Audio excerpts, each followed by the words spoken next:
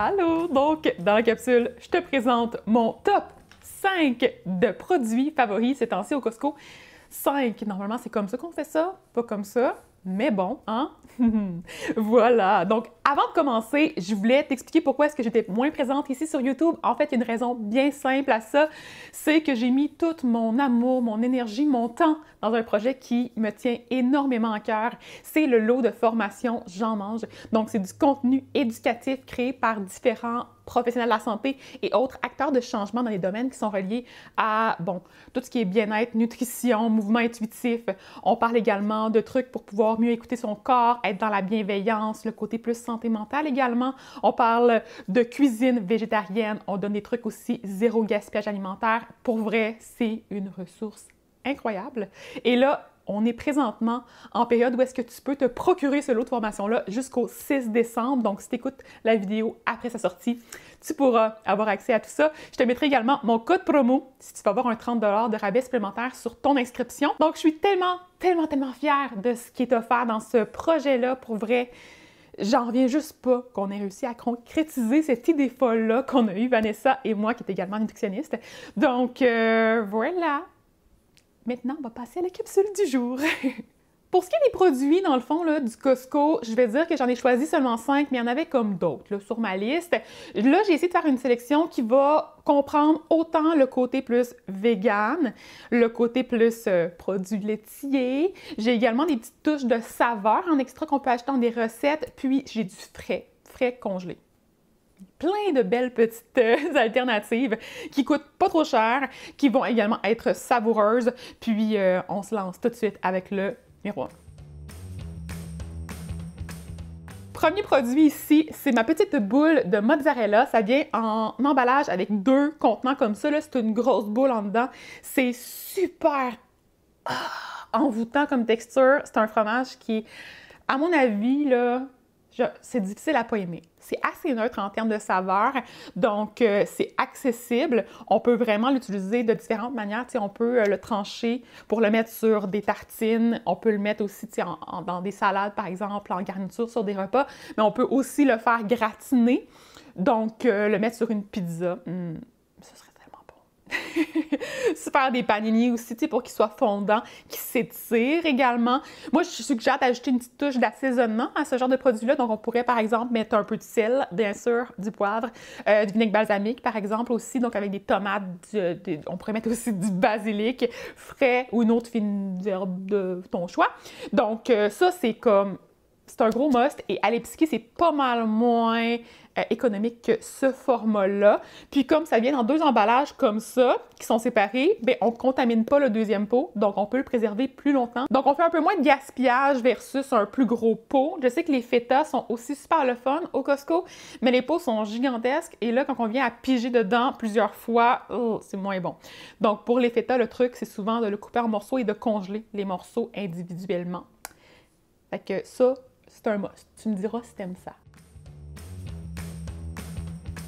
Deuxième produit, ça, c'est l'option vegan. Donc, bien sûr, c'est de la boisson de soya. C'est quand même un classique, là. Je pense pas que ce soit une découverte nécessairement en termes d'aliments, quoique je sais que c'est pas tout le monde qui aime ça, ce genre de produit-là, parce que c'est plus goûteux en termes d'arrière-goût de soya. Je voulais le tester principalement parce que j'ai noté que c'était un produit, je vais le mettre du côté en français, ça va être plus simple. Donc, enrichi, bien sûr, ça c'est un point primordial dans ma liste. Là, quand je cherche une boisson végétale, je veux m'assurer qu'elle contienne des vitamines, dont la vitamine D, la vitamine A, la B12. Puis sinon, on va aussi aller chercher du calcium là-dedans, full primordial. C'est un produit qui est maison, donc signature de Kirkland. Puis le seul inconvénient que j'ai trouvé, c'est que je trouve qu'au goût, il goûte sucré, plus que d'autres produits que j'avais déjà testés. Mais quand on regarde la liste ici de valeurs nutritives, on se rend compte que c'est pas nécessairement plus sucré que du lait de vache ou que d'autres alternatives de soya ou que les boissons végétales d'avoine. Fait que finalement, je pense que c'est bien bon. Le type de protéine aussi est facilement assimilable dans le corps, donc c'est vraiment pratique pour ça. En ce moment, je l'utilise beaucoup, moitié-moitié, donc avec du lait de vache pour me faire des cafés glacés parce que moi-même, quand il fait froid dehors, on dirait que j'ai une petite obsession pour ça. Mais je ne l'ai pas essayé en version moussée. Si quelqu'un l'a testé, là, vous pouvez me l'écrire en commentaire. Troisième produit, c'est ici, c'est le Better Than Bouillon, mon anglais, qui est en fait une espèce de produit là, qui est une pâte de bouillon de légumes. C'est gênant. Je l'ouvrirai dans les B-rolls, je vous montrerai à l'intérieur. D'après moi, c'est comme juste collé dans le produit. Donc, en fait, ce qui est intéressant avec ça, c'est que c'est un boost, donc vraiment condensé de saveur, parce que c'est un condensé de bouillon. Contrairement à un bouillon que tu achètes en contenant, mais tu économises de l'espace dans le réfrigérateur et t'en perds moins parce que tu peux vraiment utiliser la quantité désirée sans avoir un petit extra dans le fond du carton là, de bouillon liquide.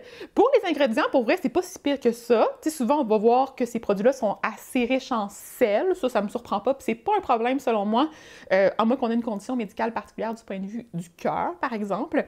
Donc, on peut voir l'ingrédient, là. Il y a le sucre quand même en principe l'ingrédient, fait que c'est un petit inconvénient, mais vraiment pas la fin du monde non plus. Et par la suite, c'est assez simple, donc mirepoix avec des carottes, céleri, oignons. Il y a aussi pâte de tomate, de l'extrait de levure, concentré de jus de carotte, amidon de maïs, jus de céleri, poudre d'ail, concentré de jus d'oignon, épices, arômes naturels. Et il y a certains produits là-dedans qui sont biologiques, en tout cas une grande majorité, je dirais.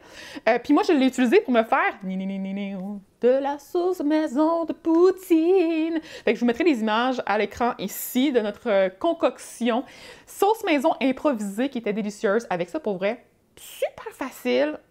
Des ingrédients qui sont simples. Si tu veux la recette, fais-moi signe, j'essaierai de vous l'écrire. Puis sinon, je vais continuer à le tester puis je pourrai vous en reparler aussi. Avant-dernier produit, c'est ces petites cerises douces foncées, donc qui sont dénoyautées, qui sont surgelées. Et en fait, moi d'emblée, là, je voulais aller au Costco pour me chercher des fruits congelés parce que je suis une personne qui en mange extrêmement beaucoup, surtout quand vient la saison froide. C'est étrange là, parce que c'est froid et ça ne donne peut-être pas nécessairement le goût, mais on peut les faire chauffer bien sûr, les cuisiner également, se faire un beau gâteau renversé avec ça, une tarte quelconque, ce serait divin. Mais quand je suis arrivée au Costco, j'ai réalisé que la majeure partie des fruits congelés étaient plus dispendieux que l'alternative que moi je trouvais dans mon épicerie, qui était la version de fruits imparfaits.